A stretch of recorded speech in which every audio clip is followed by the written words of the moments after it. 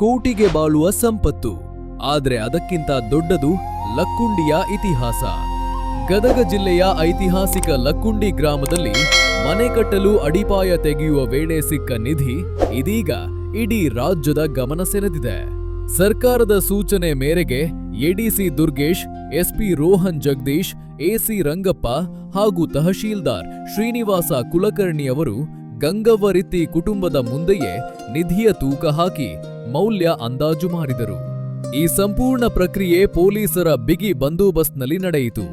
ಸಿಕ್ಕ ಆ ತಾಮ್ರದ ಮಡಿಯಲ್ಲಿ ಕೇವಲ ಚಿನ್ನವಷ್ಟೇ ಅಲ್ಲ, ತಾಮ್ರ, ಹಿತ್ತಾಳೆ, ಹವಳ ಸೇರಿದಂತೆ ವಿವಿಧ ಲೋಹಗಳ ಆಭರಣಗಳು ಹಾಗೂ ಪುರಾತನ ನಾಣ್ಯಗಳು ಪತ್ತೆಯಾಗಿವೆ. ನಾಗರ ರೂಪದ ಆಭರಣಗಳು, ಕೈ ಖಡಗ, ದೊಡ್ಡ ತೊಡೆಹಾರ, ಸರ, ವಂಕಿ ಉಂಗುರ, ಕಿವಿ ಓಲೆ, ಬಳೆಗಳು, ಕಲ್ಗೆಜ್ಜೆ, ನಾಗಮುದ್ರೆಗಳು, 22 ತೂತು ಬಿಲ್ಲೆಗಳು ಹಾಗೂ ವಜ್ರ ಖಚಿತ ಉಂಗುರಗಳು ಈ ನಿಧಿಯಲ್ಲಿ ಸೇರಿವೆ. ಮೊದಲಿಗೆ ಊರಿನ ಗಣ್ಯರು ಎಲ್ಲವೂ ಚಿನ್ನವೇ ಎಂದು ಅಂದಾಜಿಸಿದ್ದರೂ ತಜ್ಞರ ಪರಿಶೀಲನೆಯ ಬಳಿಕ ಇದು ಮಿಶ್ರ ಲೋಹಗಳ ಅಮೂಲ್ಯ ಸಂಗ್ರಹ ಎನ್ನುವುದು ಸ್ಪಷ್ಟವಾಗಿದೆ.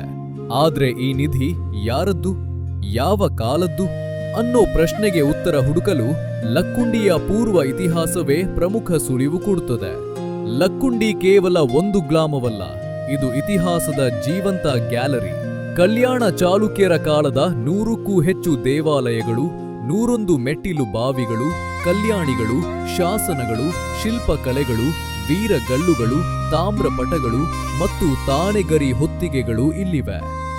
ಹೊಯ್ಸಳ ಅರಸರು ಲಕ್ಕುಂಡಿಯನ್ನು ಉಪರಾಜಧಾನಿಯಾಗಿ ಮಾಡಿಕೊಂಡಿದ್ದರೆಂಬ ದಾಖಲೆಗಳೂ ಇವೆ.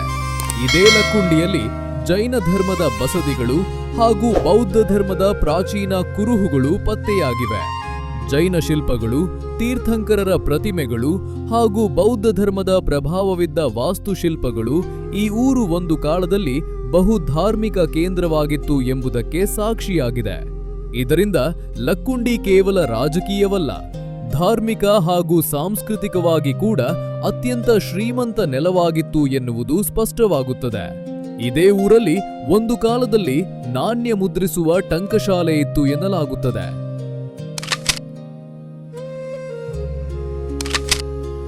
ದೊಡ್ಡ ದೊಡ್ಡ ರಾಜವಂಶಗಳು ಆಳಿದ ಈ ಭೂಮಿಯಲ್ಲಿ ಚಿನ್ನದ ವ್ಯವಹಾರ, ನಾಣ್ಯ ಚಲಾವಣೆ ಮತ್ತು ಆರ್ಥಿಕ ಚಟುವಟಿಕೆಗಳು ಜೋರಾಗಿದ್ದವು. ಯುದ್ಧಗಳು, ದಾಳಿಗಳು ಅಥವಾ ಅಶಾಂತಿಯ ಸಮಯದಲ್ಲಿ ಜನರು ತಮ್ಮ ಅಮೂಲ್ಯ ಆಭರಣಗಳನ್ನು ಭೂಮಿಯಲ್ಲಿ ಹೂತು ಇಡುವುದು ಆ ಕಾಲದ ಸಾಮಾನ್ಯ ಪದ್ಧತಿಯಾಗಿತ್ತು. ಹೀಗಾಗಿ ಈಗ ಸಿಕ್ಕಿರುವ ನಿಧಿ ಒಂದೇ ಕಾಲದದ್ದಲ್ಲ, ಇದು ಹಲವು ತಲೆಮಾರಿನ ಸಂಗ್ರಹವಾಗಿರಬಹುದೆಂಬ ಅನುಮಾನವೂ ಮೂಡಿದೆ.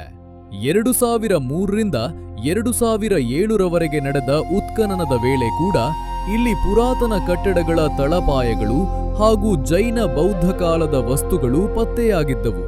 ಒಟ್ನಲ್ಲಿ ಲಕ್ಕುಂಡಿಯ ಭೂಗರ್ಭ ಇನ್ನೂ ತನ್ನ ಇತಿಹಾಸದ ಅನೇಕ ರಹಸ್ಯಗಳನ್ನು ಅಡಗಿಸಿಕೊಂಡಿದೆ. ಸಿಕ್ಕ ನಿಧಿಗಿಂತಲೂ ದೊಡ್ಡದು. ಅದನ್ನು ಸರ್ಕಾರಕ್ಕೆ ಒಪ್ಪಿಸಿ ಪ್ರಾಮಾಣಿಕತೆ ಮೆರೆದ ರಿತ್ತಿ ಕುಟುಂಬ. ಅವರ ನಡೆಗೆ ಎಲ್ಲೆಡೆ ಪ್ರಶಂಸೆಗಳು ಹಾಗೂ ಸನ್ಮಾನಗಳು ವ್ಯಕ್ತವಾಗುತ್ತಿವೆ. ಈ ನಡುವೆ ಧಾರವಾಡ ವಲಯದ ಪುರಾತತ್ವ ಇಲಾಖೆಯ ಅಧೀಕ್ಷಕ ರಮೇಶ್ ಮೂಲಿಮನಿ ಅವರು ಮಾತನಾಡಿ, ಸಿಕ್ಕಿರುವುದು ಚಿನ್ನದ ನಾಣ್ಯಗಳಲ್ಲ, ತಾಮ್ರದ ತಂಬಿಗೆಯೊಳಗಿದ್ದ ಮುರಿದ ಚಿನ್ನಾಭರಣಗಳು.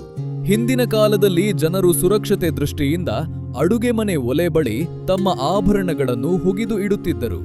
ಇದು ಅಜ್ಜ ಮುತ್ತಜ್ಜರ ಕಾಲದ ಸಂಪ್ರದಾಯ.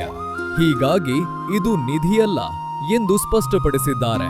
ಅಡಿಪಾಯ ತೆಗೆಯುವ ವೇಳೆ ಸಿಕ್ಕ ಆಭರಣಗಳು ಪ್ರಸ್ತುತ ಜಿಲ್ಲಾಡಳಿತದ ಸುಪರ್ದಿಯಲ್ಲಿದ್ದು, ಆ ಪ್ರದೇಶದಲ್ಲಿ ಇನ್ನೂ ಹೆಚ್ಚಿನ ಪುರಾತನ ವಸ್ತುಗಳು ಸಿಗುವ ಸಾಧ್ಯತೆ ಹಿನ್ನೆಲೆಯಲ್ಲಿ ಜನರ ಪ್ರವೇಶಕ್ಕೆ ನಿರ್ಬಂಧ ಹೇರಲಾಗಿದೆ.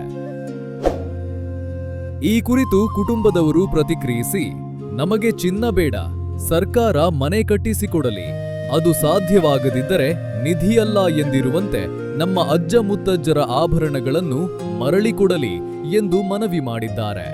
ಲಕ್ಕುಂಡಿಯ ಚಿನ್ನಾಭರಣ ಪ್ರಕರಣದ ಮುಂದಿನ ನಿರ್ಣಯವನ್ನು ಆಡಳಿತ ಹಾಗೂ ಸರ್ಕಾರ ಕೈಗೊಳ್ಳಲಿದೆ. ಈ ಪ್ರಕರಣದ ಮುಂದಿನ ಎಲ್ಲ ಬೆಳವಣಿಗೆಗಳನ್ನು AR ನ್ಯೂಸ್ ಚಾನೆಲ್ ನಿಮಗೆ ನಿರಂತರವಾಗಿ ತಲುಪಿಸಲಿದೆ. ಇದು AR news channel, action and reaction. ಇದು ವದಂತಿಯಲ್ಲ, ವಾಸ್ತವ.